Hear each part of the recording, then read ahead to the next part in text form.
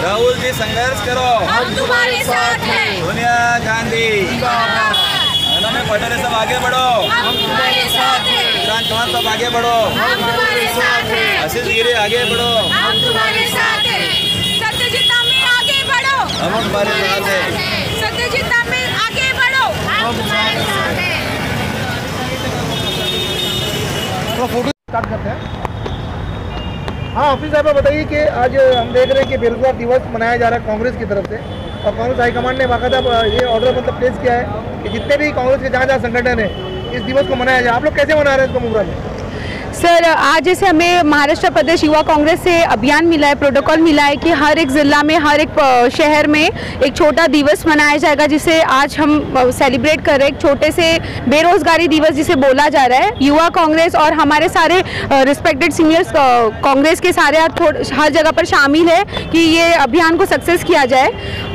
माननीय सत्यजित तांबे, महाराष्ट्र प्रदेश सत्यजित तांबे जो प्रेसिडेंट है हमारे, उनकी तरफ से जो आदेश हमें आया था कि युवा कांग्रेस आज एक छोटा सा कार्यक्रम लेंगे जिसे हम बताएंगे कि आज ये बेरोजगारी दिवस इतना मतलब गंभीर रूप में लोगों के दिन पर दिन बढ़ता जा रहा है, लोग बेरोजगार हो रहे हैं। शुरुआत हुई थी हमारी डिमोनेटाइजेशन से, शुरू हुआ जीएसटी से, और बेरोजगारी का जो सिलसिला चला आ रहा है इतनी बेहिसाब चला है कि हर एक इंजीनियर, डिप्लोमेटिक इंजीनियर्स हो गया, डॉक्टर हो गया, सिविल इंजीनियर्स हो गया, टीचर्स हो गए, टेक्नीशियंस हो गए, स्टूडेंट्स हो गए, आज सबके सब बेरोजगार हो गए, सबके सब बेरोजगारी के आलम में मुब्तला हो चुके हैं। और बेरोजगारी इस कदर छा गई है कि हर एक जनता, हर एक युवा, हर एक पीढ़ी परेशान है बेरोजगारी से।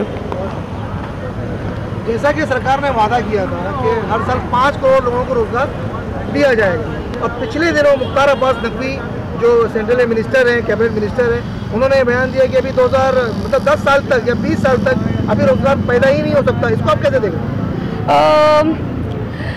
मैंने ये कहना चाहती हूँ कि जो सेंट्रल गवर्नमेंट है, भाजपा गवर्नमेंट, उनका सफ़र शुरू हुआ था चाय बेचने से, तो वो पीएम बन गए, और उन्होंने आज हमारी जो जनता थी, युवा पढ़ी लिखी जो जनता है, आज उनको उन्होंने मजबूर कर दिया चाय और पकोड़ा बेचने पे।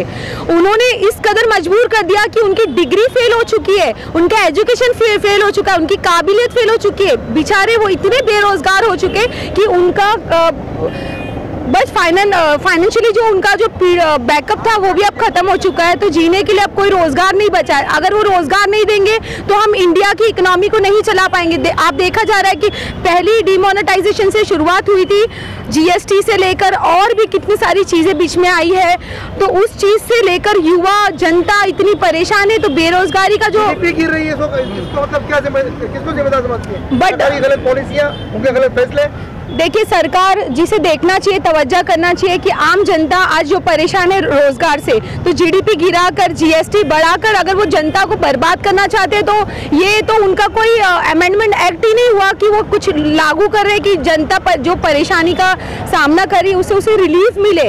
जनता का कोई ऐसी फैसिलिटी वो निकाले, कोई ऐसा स्कीम निकाले, कोई ऐसा जॉब रोजगार निकाले, कोई इंडस्ट्री निकाले, कोई लूप निकाले, कोई सेक्टर ऐसा निकाले जहाँ पर लोग जॉब कर सके, 2 पैसे की रोटी कमाकर खा सके, ना कि वो बेरोजगारी का आलम, बेरोजगारी की परेशानी में वो सड़क पर घूमे, बेरोजगारों के वो सड़क पर घूमे। बोला भाई ट्विटर पर सुबह से ट्रेंड चल रहा है, हैप्पी बर्थडे प्रधानमंत्री मोदी जी। उसके बाद एक ट्वीट चल रहा है राष्ट्रीय बेरोजगार दिवस, फिर एक चल रहा है कि राष्ट्रीय पनौती, और पता नहीं कौन कौन से ट्वीट चल रहे हैं।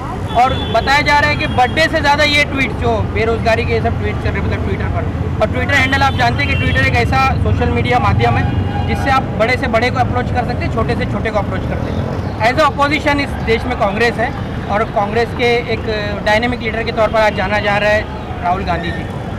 Opposition, as a opposition Congress की जिम्मेदारी को आप किस तरह से देख सकते हैं, इस माहौल में किस तरह से देखते हैं?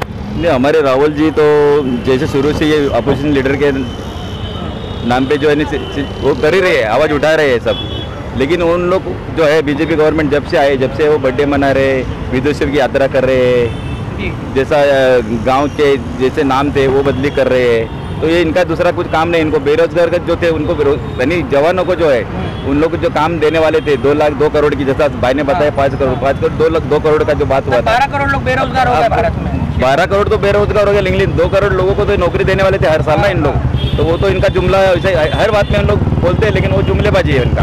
आपको क्या लगता है ये सरकार जो है ये पॉलिसी में टिकी कि जुमलेबाजी में टिकी? जुमलेबाजी का है अभी, पॉलिसी कर रहे तब किसान मर रहे, ये कर रहे, इतना आंदोलन छेड़ रहे, करे उनको नहीं, इन्होंने जब नोटबंदी लाए उस टाइम भी ऐसा हुआ, उसके बाद एफडीआई का हम लोग लाए कांग्रेस में, उसको विरोध किया, जीएसटी को भी कांग्रेस ला रही थी, उसको विरोध किया, आधार कार्ड को भी वही कर रहे थे, अभी आधार कार्ड तो अनिवार्य हुआ ना, सब बातों में आधार कार्ड रहेगा तो होगा।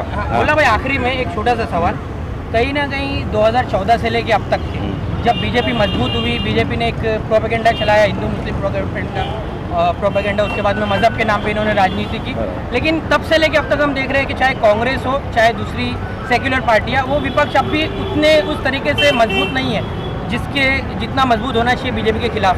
तो कहीं ना कहीं ये बिखरा हुआ विपक्ष बीजेपी की ताकत है, मानते हैं इसको आप? तो किस तरह से विपक्ष को किस तरह से, क्योंकि कांग्रेस की जिम्मेदारी को, क्योंकि कहा जाता है कांग्रेस मीन्स फ्रीडम, तो कांग्रेस की जिम्मेदारी की सबसे ज्यादा उम्मीद की जाती है कांग्रेस इसमें जिम्मेदारी आज के तारीख किस तरह से होना चाहिए? आज के तारीख में अभी तक तो आप देखा जा रहा है कि कांग्रेस ही विपक्ष के भूमिका निभा रहे हैं, बाकी पार्टियां तो उनके साथ में है, लेकिन इन लोग कैसा कर रहे हैं अभी बीजेपी का जो गवर्नमेंट जो आया है, तो किसी का ईडी का, इसका उसका, सीबीआई का, ये सब उनके पीछे लगा देते हैं, तो अच्छा काम करने वाला भी उन लोग, राहुल गांधी को भी जो अगर कोई बोपर्स का इसका वो अपना वो था ना कौन सा अभी तोप का, उसमें भी इन्होंने किया, तो जो संघर्ष कर रहे हो, लेकिन उनको क्या उन लोग राफेल की बात करना चाह रहे हैं? हाँ, राफेल की बात तो मुद्दे तो उन्होंने उठाए, जैसा अभी आपको कोरोना क्या आ रहा था, कोरोना का महामारी आ रहा है, तो उन्होंने बताया था फरवरी में आ रहा है, लेकिन उन्होंने उसको सीरियसली लेते नहीं, वो लोग क्या एक तरह से डर रहे हैं कि कांग्रेस को ही डर रहे हैं, ये सबसे बड़ी पार्टी कांग्रेस ही है, और उन लोगों को पता है कि आने वाले कल में जो राहुल गांधी देश का नेतृत्व करेंगे,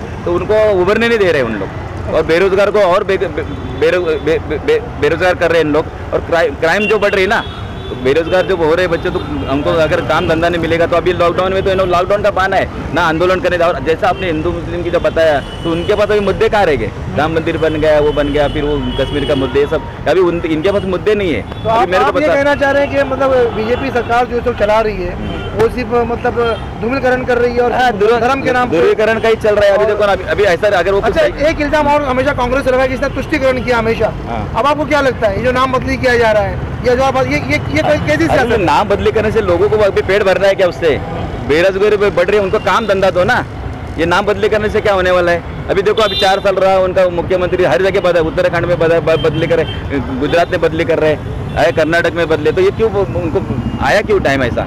कहने का मतलब क्या, उनको अभी मालूम है नया कार्ड रहेगा, नया पार्टी रहेगी, कोई पार्टी, उसके ऊपर कुछ बोलने नहीं रहेगा, इसलिए वो लोग कर, इसका मतलब वो डर रहे हैं ना कहीं। महाराष्ट्र में भी वही चला रहे, अभियान चला रहे हैं। धन्यवाद।